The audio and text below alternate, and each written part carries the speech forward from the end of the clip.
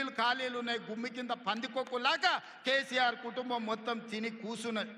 అయినా అధైర్యపడకుండా 15,000 బదులు ఆనాడు నువ్వు ఇచ్చిన 10,000 ఎగ్గొట్టిన 10,000 కాకుండా ఇవాళ 12,000 రూపాయల సంవత్సరానికి రైతులకు ఇవ్వాలని రైతు భరోసా కార్యక్రమాన్ని జనవరి 26 తారీఖు నాడు ప్రారంభించుకున్నాం. మార్చి 31 లోపల ప్రతి ఎకరాకు వ్యవసాయ యోగ్యమైన భూమికి ఎకరాకు 6,000 చొప్పున మీ ఖాతాలో వేసే పూచి నాది అని నేను ఈ వేదిక మీద నుంచి చెప్పదలుచుకున్నా. ఆయన అంటుండు ఎగ్గొడతారని. నేను నీలాక మాట చెప్పి ఎగ్గొట్టేటోని కాదు. దళితులకు 3 ఎకరాలని ఎగ్గొట్టినావు, దళిత ముఖ్యమంత్రి అని ఎగ్గొట్టినావు, డబల్ బెడ్రూమ్ ఇండ్లు అని ఎగ్గొట్టినావు. ఇట్లా చెప్పుకుంటూ వెళ్తే 100 మాటలు ఇచ్చి ఎగ్గొట్టిన చరిత్ర నీది, పంగనామాలు పెట్టిన చరిత్ర నీది. చంద్రశేఖరరావు 10 ఏళ్ళు పరిపాలన చేసి ప్రజల దగ్గరకు పోతే డిసెంబర్లో అధికారం కోల్పోయినావు, జూన్లో డిపాజిట్లు కోల్పోయినావు పార్లమెంట్లో. ఇప్పుడు మెదడు కూడా కోల్పోయినట్టే ఉన్నాడు ఆయన పెద్ద మంచి ఫామ్ హౌస్లో పండుకొని. డిసెంబర్లో ఆయన అన్నీ చెప్పిండు. ఆయన గుడీలు దర్గాలకు దస్తీలు కప్పిండు, గుడీలకు పోయి దండాలు పెట్టిండు. పెట్టిన తెలంగాణ ప్రజలు 10 ఏళ్ళు పెట్టిన ఆయన అరగోసకు ఇవాళ ఆయన గుణపాఠం చెప్పి ప్రభుత్వాన్ని దించిండు. అట్లే అబద్ధాలు చెప్తే పార్లమెంట్లో గుండు 0 ఇచ్చిండ్రు, ఆయన గాడిద గుడ్డి ఇచ్చిండ్రు. అయినా బుద్ధి మారలే. 14 నెలల నుంచి అంట ఆయన ఫామ్ హౌస్లో వండుకొని గంభీరంగా చూస్తుండంటే. ఎవరిని చూస్తున్నావా గంభీరంగా? అచ్చోసిన ఆంబోతులాక నీ కొడుకుని అల్లుని ఊరు మీద వదిలినావు. మైసమ్మ అనేది జాంగీర్పీర్ల దర్గాకు వదిలిన మేకపోతులాక ఊరు మీద పడి మేస్తా ఉన్నారు నీ కొడుకు నీ అల్లుడు.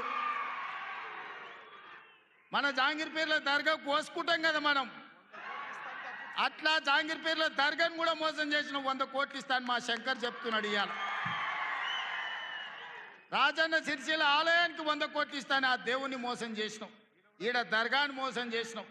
పాలమూరులో ప్రాజెక్టులు కడతా అని, పాలమూరు రంగారెడ్డి ఎత్తిపోతలు పూర్తి చేస్తా అని కల్వకుర్తి, భీమా, నెట్టంపాడు, కోయిల్ సాగరు, జూరాల, ఆర్జీఎస్, తుమ్మిళ్ళ ప్రాజెక్టులను కడతా అని చెప్పి పాలమూరుకు మాట ఇచ్చి పాలమూరుని ఎండబెట్టి ఎగవేసిన దుర్మార్గుడివి నువ్వు ఈరోజు సంవత్సరం పూర్తి కాకముందే మా మీద వడేడుస్తురట. ఆయన కోసం ఎదురు చూస్తురట. ప్రజలందరూ బాధ పడుతురట.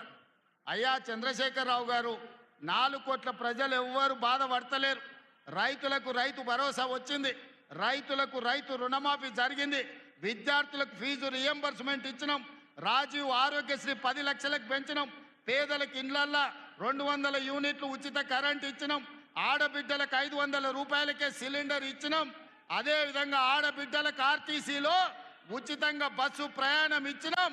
120 కోట్ల మంది ఆడబిడ్డలు ఈరోజు తెలంగాణ రాష్ట్రంలో ఉచిత బస్సు ప్రయాణం చేస్తున్నారు. దానికి 4,000 కోట్ల రూపాయలు ఖర్చు పెట్టినాం. ఇవాళ 10,000 కోట్ల రూపాయలు రాబోయే మార్చి 31 లోపల రైతు భరోసా పథకం కింద పేదల ఖాతాలో వేస్తాం. ఉపాధి హామీ కూలీలకు కూడా ఇవాళ ప్రతి కుటుంబానికి 12,000 రూపాయలు ఇచ్చినాం. ఇదే కాదు, తెలంగాణ సమాజానికి నిరుద్యోగ సమస్య, అలాంటి నిరుద్యోగ సమస్యను పరిష్కరించడానికి మొదటి సంవత్సరంలోనే 55,143 ప్రభుత్వ ఉద్యోగాలు ఇచ్చి దేశంలోనే చరిత్ర సృష్టించిన రాష్ట్రం తెలంగాణ రాష్ట్రం. నువ్వు 10 ఏళ్ళు ఇవ్వలేని ఉద్యోగాలు మొదటి సంవత్సరంలోనే 55,143 ఉద్యోగాలు ఇచ్చిన చరిత్ర మాది. వీటన్నిటి మీద నీకు చిత్తశుద్ధి ఉంటే, నీ నాయకత్వం మీద నీకు నమ్మకం ఉంటే నువ్వు రా అసెంబ్లీలో. ఈ వివరాలన్నీ అసెంబ్లీలో పెడతా, చర్చ చేద్దాం. ఆయన కొడితేనంట బలంగా కొడతాడంట, సరిగ్గా నిలబడేది నేర్చుకొని ఆయన కట్టలేకుండా. నీ పరిస్థితి ఎట్లుందో తెలంగాణ సమాజానికి తెలియదా? నువ్వు తూగుతున్నావా, సోగుతున్నావా, నువ్వు నిలబడగలిగే పరిస్థితిలో ఉన్నవా? ఆయన బలంగా కొడతాడంట, ఆయన లేచి వస్తాడంట. సోషల్ మీడియాలో నాకు ఆయనకు పోటీ పెడితేనంట ఆయనకు లైక్లు ఎక్కువ వచ్చినాయంట. టిక్టాక్లో 10 ఏళ్ళు ముఖ్యమంత్రి చేసినోడు, కేంద్ర మంత్రి చేసినోడు ఇవాళ టిక్టాక్లో కేసీఆర్కు రేవంత్ రెడ్డికి పోటీ పెడితే ఆయనకు లైక్లు ఎక్కువ వచ్చినాయంటే నాకు తక్కువ వచ్చినాయంటే ఇవాళ వాళ్ళ కార్యకర్తలతో మాట్లాడుతున్నాను. నేను అడగదలుచుకున్నా, ఆ మధ్యలో బాలీవుడ్లో కూడా సల్మాన్ ఖాన్కు రాఖీ సావంత్కు కూడా టిక్టాక్లో పెడితే రాఖీ సావంత్కి ఎక్కువ లైకులు వచ్చినాయి. అంత మాత్రాన ఆమె సల్మాన్ ఖాన్ కంటే గొప్ప నటుడు నటురాలు అనేవారని అనుకుంటారా? ఇవాళ చివరికి ప్రజలు తిరస్కరించి ప్రజలు డిపాజిట్లు జప్తు చేస్తే ముఖం జల్లక ఫామ్ హౌస్లో వండుకున్న చంద్రశేఖరరావు సోషల్ మీడియా టిక్టాక్లో నాకు లైక్లు వచ్చినాయని చెప్పుకునే పరిస్థితికి వచ్చిందంటే ఆయన మానసిక పరిస్థితి ఎట్లుందో తెలంగాణ సమాజం అర్థం చేసుకుంటుంది. పెద్ద మనిషి ఆయన వయసులో, నేనేం కాదంటలేను. ఆయన పిల్లలు యమకింకర్లాగా తయారై ఊరి మీద పడి మేస్తున్నారు. ఫస్ట్ నీ కొడుకుని అల్లుని కంట్రోల్లో పెట్టు చంద్రశేఖరరావు.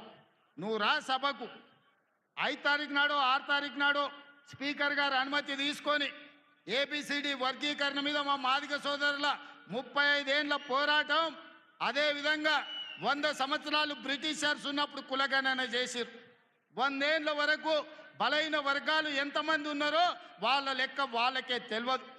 ఎంతోమంది ప్రధానమంత్రులు ముఖ్యమంత్రులు మారినారు కానీ బీసీల లెక్కలు తేల్చలేదు. కానీ భారత్ జోడోలో రాహుల్ గాంధీ ఇచ్చిన మాట ప్రకారం ఈరోజు కాంగ్రెస్ పార్టీ బీసీల లెక్కలు తేల్చింది, ఇంటింటికి పోయింది, లెక్క కట్టింది. రాబోయే 2 తారీఖు నాడు బీసీ కులగణన నివేదిక రాబోతుంది. అదేవిధంగా మాదిగల వర్గీకరణ మీద కూడా జ్యుడిషియల్ కమిషన్ నివేదిక ఇవ్వబోతుంది. ఫిబ్రవరి 1వ వారంలో అసెంబ్లీలో బీసీ కులగణన మీద, అదేవిధంగా మాదిగల వర్గీకరణ మీద సభను పెట్టబోతున్నాం. నీకు చేతనైతే చిత్తశుద్ధి ఉంటే సభకు రా, చర్చ చేద్దాం. నువ్వా మేమా తేల్చుకుందాం.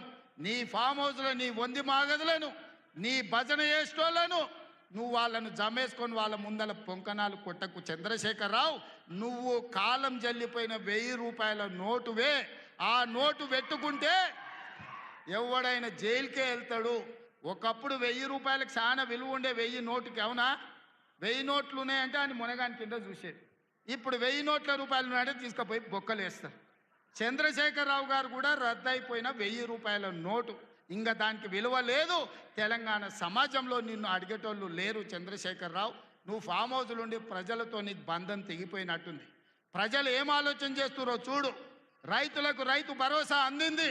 ఇది నా జవాబు లెక్కలు అసెంబ్లీలో చెప్తా. రైతులకు 21,000 కోట్ల రూపాయల రుణమాఫీ జరిగింది. రైతులకు వడ్ల కోసం 500 రూపాయల బోనస్ ఇచ్చినాం. రైతులకు వ్యవసాయానికి 24 గంటలు ఉచిత కరెంట్ ఇచ్చినాం. రైతులకు 200 యూనిట్లు ఇంట్లో ఇవాళ ఉచితంగా ఇస్తున్నాం. ఆడబిడ్డలకు బస్సు ఉచితం ఇచ్చినాం. ఆడబిడ్డలకు 500 రూపాయలకు సిలిండర్ ఇచ్చినాం.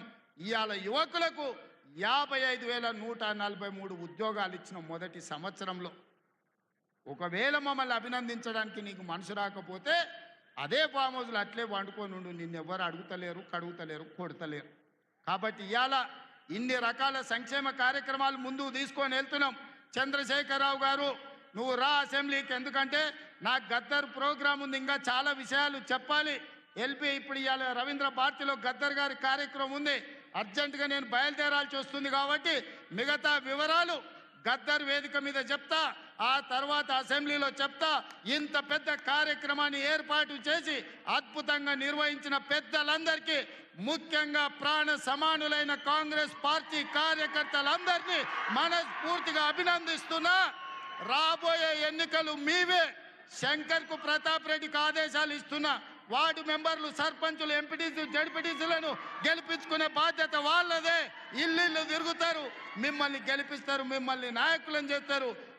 గ్రామాన కార్యకర్తలకు నా విజ్ఞప్తి, రేపు సర్పంచ్, ఎంపీటీసీ, జడ్పీటీసీ ఎన్నికలు 100% మనం గెలవాలని తెలియజేస్తూ మీ అందరి దగ్గర సెలవు తీసుకుంటున్నా.